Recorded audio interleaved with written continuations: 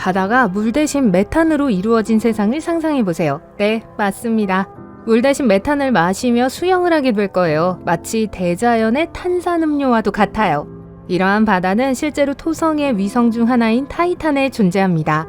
타이탄의 메탄과 에탄은 지구의 물과 비슷한 역할을 하는데 대기를 순환하며 구름을 형성하고 결국 지표로 비가 내리죠. 이 물질들은 카시니 후이겐스 우주탐사선에 의해 발견되었습니다. 그리고 지구의 석유 매장량 전체가 타이탄의 웅덩이 하나에 들어갈 수 있다고 합니다. 심지어 타이탄의 사막모래 언덕에는 지구의 모든 석탄 매장량보다 더 많은 유기물이 있습니다. 자동차 연료가 필요할 때 타이탄에서 찾을 수 있다는 사실을 누가 알았겠어요? 물론 메탄호수와 우리의 물호수를 구별하는 몇 가지 특징이 있어요. 첫째, 타이탄의 온도는 영하 179도 정도입니다. 거대한 액체 질소제 안에 몸을 담그는 것과 같죠. 해변 물놀이를 하기에 적합하진 않아요. 메탄은 또한 물보다 밀도가 낮습니다.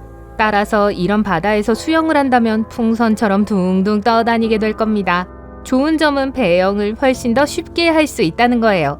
다음으로 파도는 꽤 장엄할 수 있지만 안타깝게도 타이탄에서는 파도를 탈 수 없습니다.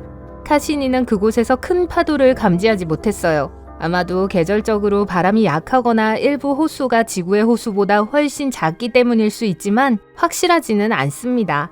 또한 바다가 메탄으로 이루어져 있다면 불을 붙일 수 있을까요? 기술적으로는 가능합니다. 메탄은 가연성이 매우 높은 기체이므로 메탄 바다에서 성냥을 켜면 꽤 인상적이지만 위험한 불꽃을 볼 수 있을 거예요. 그렇다면 모든 차이점을 고려할 때 이러한 바다를 가진 행성은 어떤 모습일까요?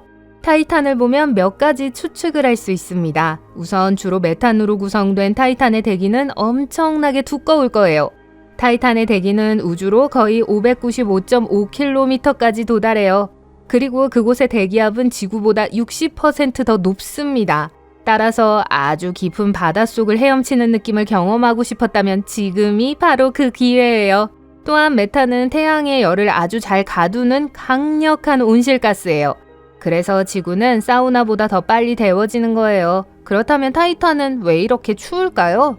태양에서 매우 멀리 떨어져 있어 빛이 잘 도달하지 않기 때문이에요. 하지만 지구를 태양의 중간 어딘가에 위치시킨다면 온도가 꽤 쾌적할 수도 있습니다. 사실 행성의 메탄 바다는 기후에 큰 영향을 미칠 수 있습니다. 이 행성은 메탄 구름의 번식지가 될 겁니다. 타이탄에서와 마찬가지로 주황색 안개 또는 스모그를 형성하여 지구를 진짜 미스테리처럼 보이게 할 수 있습니다. 특별한 망원경 없이도 우주에서 우리를 보기가 어려울 거예요. 그리고 메탄 폭풍도 잊지 마세요. 메탄 폭풍은 때때로 표면을 적시기도 하죠. 그러니까 우산을 꼭 챙기세요. 하지만 무겁고 탄소가 풍부한 화합물 덕분에 모래 언덕이 꽤나 아름다울 거예요. 마지막으로 가장 중요한 차이점입니다.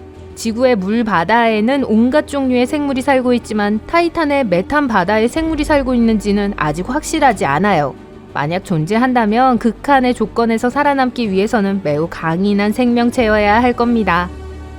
따라서 만약 그러한 행성에 생명체가 존재한다면 그것은 우리가 지구에서 보던 것과는 매우 다를 겁니다. 예를 들어 미생물이 존재할 수 있습니다. 이 작고 탄력적인 생명체는 극한 환경을 포함한 다양한 환경에서 생존할 수 있어요. 따라서 메탄이 있는 바다에도 미생물이 존재할 가능성이 있습니다. 그렇다면 인간과 동물은 어떨까요? 과학자 로버트 주브리는 타이탄이 태양계에서 인간이 식민지를 건설하기에 완벽한 장소가 될 수 있다고 생각해요. 그에 따르면 이 작은 달은 우리가 생존하고 번성하는 데 필요한 모든 것을 갖추고 있어요. 그리고 달에서 가능하다면 행성에서도 가능할 거예요. 우선 숨을 쉬려면 산소가 필요하겠죠. 대기 중의 질소와 메탄을 이용해 숨 쉴 수 있는 공기와 로켓 연료를 만들 수 있어요. 또한 이 원소들을 이용해 비료를 만들고 식물을 키울 수도 있겠죠. 다음으로 물이 필요합니다. 바다는 메탄으로 이루어져 있기 때문에 우리가 마실 수는 없어요. 물의 원천을 찾거나 만들어야 해요. 과학자들은 물이 암모니아와 함께 타이탄의 표면 아래에 숨겨져 있을 거라고 믿어요. 우리는 그것을 마시는 데 사용하거나 더 많은 산소를 생성할 수 있습니다. 따라서 이러한 모든 자원을 활용하면 메탄이 있는 바다에서도 자급자족하는 식민지를 만들 수 있습니다. 식은 죽 먹기죠. 항상 대안이 있긴 하지만요. 어쩌면 우리는 산소 대신 메탄을 사용하여 호흡하는 유기체로 진화할 수도 있어요. 예를 들어 메탄은 산소보다 밀도가 낮기 때문에 훨씬 더 많은 양의 공기를 흡입해야 하므로 큰 폐를 가질 수 있어요. 하지만 이것은 순수한 공상과학 소설입니다. 우주에 있는 특이한 바다는 메탄 바다만이 아닙니다. 다이아몬드 행성의 바다는 더 이상할 수 있어요. 와스프 12b를 예로 들어볼게요. 약 1200광년 떨어진 곳에 위치한 이 외계 행성에는 타르로 된 바다가 있을 수 있습니다. 맞아요, 타르요. 이 행성은 산소보다 탄소가 더 많기 때문에 지각이 화강암과 같은 일반적인 실리카 기반 광물 대신 다이아몬드와 흑연과 같은 것으로 만들어졌을 가능성이 높습니다. 이 행성에 발을 디뎠을 때 가장 먼저 눈에 띄는 것이 검은 점액질로 이루어진 해변이라고 상상해보세요.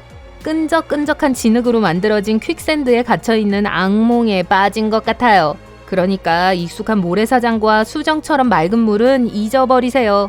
이곳에서는 피치의 삶을 살게 될 거예요. 수영복 대신 방호복을 입어야 하고 끈적끈적한 바닥을 걷기 위해서는 튼튼한 부츠가 필요합니다. 하지만 실제로 와스프 12b는 어떤 종류의 지질도 찾을 수 없는 곳입니다. 너무 뜨거워서 어떤 생명체도 번성하기는커녕 생존할 수 없습니다. 하지만 우리가 잠재적으로 살 수 있는 더 작고 비슷한 외계 행성이 있을 수도 있습니다.